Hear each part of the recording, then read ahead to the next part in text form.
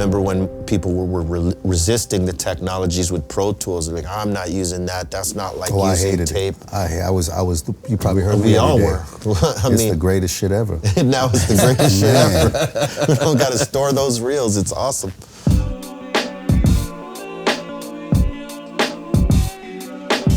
Who's the champion? We the champion. No one. I the champion. We're the champion sound. Forever ready if there's ever a problem. Haters don't want none till I'm moving caution. And you could never stop running when you see me pop. When you spit it, you feel a little hesitation. You're so brittle. Who's the champion? We the champion. No one. I the champion. We're the champion sound. I think what's changed most about the music industry is the technology. Yeah, absolutely. And it's a positive and negative, right? So like the positive is that you don't need the middleman, the middle bank anymore if you don't want it, which is the major record labels and stuff like that. But you don't have the same resources. But you could put the album out how you want or the music out how you want, right?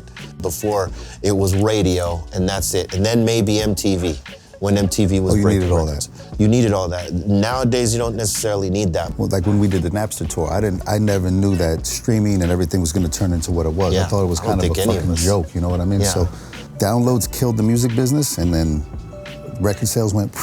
Yeah. But then there was a period where there wasn't no YouTube yet, and there wasn't no Spotify, and there was nothing for like 5 or 6 years. Like the shit was, music business was weird, bro. Bad. Yeah. It was really weird, you know what I mean? That was the negative side of it, I think. And for 13 years, it was in the red. Yeah. Now it's made more money than ever. Now it's back, but even with it being back, streaming's still only at 5% of its potential. Right. So as soon as everybody gets one of those phones in their hands, boy, ooh, that's gonna be something good about it. When we get streaming up to 35, 40%. You know, moving forward, I mean, any new artist, it's like a fucking dream because like you can put out your own music whenever you want. You don't have to spend all the money that it's easy that now. we used to have to spend back in the day. Now. Buying the studios, paying for the reels, bro, and all the shit that comes with the overhead of making an Crazy. album. Now it's a whole lot cheaper.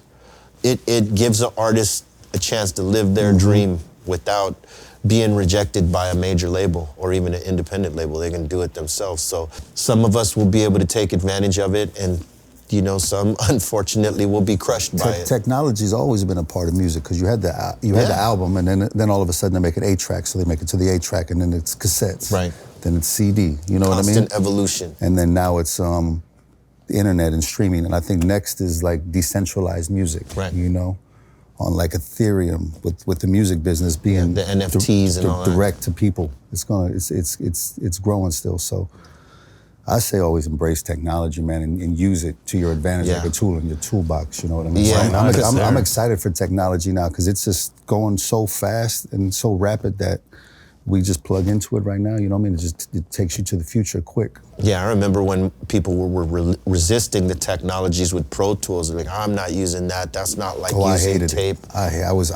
You probably heard me. We all day. were. It's the greatest shit ever. Now it's the greatest shit ever. We don't got to store those reels. It's awesome.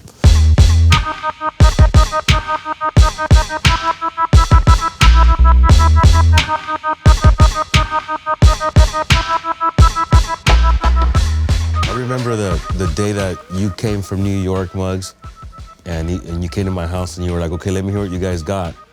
And me and B started rapping what would become Killer Man. And at the time, it was like 7 or 8 pages long. Of a different song. Yeah, you know, the rhymes was long back then. Yeah, we were like writing 32 bar verses. And then we had that little part where B-Real said, here's something you can't understand, and I followed it up. And you were like, okay, wait a minute, stop. Okay, that's your new chorus right there. And you recognized that right away. Yeah. And I got to give you props for that because I had to do my little part. You know what I mean? That was my little part. Be able to like find your genius and then take your genius and just mold it and shape it a little bit and just make it like. Yeah, because that was 2 different songs. Made into one. Yeah. 2 different verses. Because I would constantly just study music and try to figure it out. And we was like hooks, because rap wasn't, a lot of them wasn't using hooks, it was rhyming. But then like we started hooks, so I would think, and when we didn't have one, like Funky Feel one, you used your first line. It's like, what's the words everybody wants to say? Like those punchlines, those are the hooks. Yeah, man, salute to Killer Man, because that was the set off. Yeah, that song got us a tour bus. Yeah, sure did. It got us a tour bus, man. You remember that shit? MTV Raps was like the Bible of hip hop like videos. We was getting played 2 to 3 times a week on that. And Yeah. if you got played once, you was good. You was good. Was killing it. Yeah. You would run home to watch it because there was no other video shows back then. Rest in peace, Ted Demi, man. R.I.P. Yeah.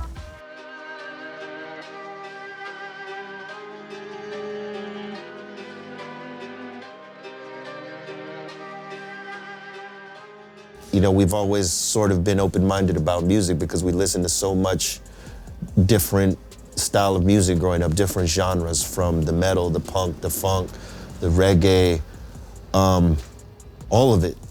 In the new albums to come, you know, we're just gonna keep it fresh, I think. You know, that's always been what we do, keep it fresh and out of the box. Inspired, man. Just keep pushing the limits, you know what I mean? Keep just testing ourselves, trying new things, exploring, having an adventure through the music, and just And staying Cypress Hill, you know, staying no matter Cypress Hill and being inventive at the same time, right? Yeah, no matter what's going on in around us, you know, musically, whatever's big or anything like that, you know, never get too caught up into that where you change your sound or anything, because even at 30 years old, you're still evolving and you're still growing as an artist, even though the general public might think like, oh, those guys are old or whatever, but really an artist never stops evolving. No. Never at all, even when you're 75 or whatever. Man, I'm just starting to get good right now, I think. Yeah, I mean, like, you can have as long of a run as you want. If you've achieved success of any kind, it's where you take it from there. Yeah. And it's the kind of push you put behind it after that to maintain that, right?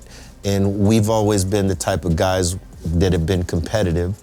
So we maintain that push, even through the ups and downs. And I think the way that it comes into the future is still that same work ethic and that open-mindedness that we had from day one. We just get warmed up. Yeah. Yeah. Yeah. You see Picasso shining in the 60s, you know what I mean? I'm like, man, we're just about to take it there. Just change the whole way everybody looks at this. We're just getting started. Just getting started. Yeah, longevity in hip hop, man, that's what it's all about. And we've achieved that. Very proud of you guys. Very proud of the band and the brand and everything that you've ever done, man. Good job. Thank you, fellas. Yeah.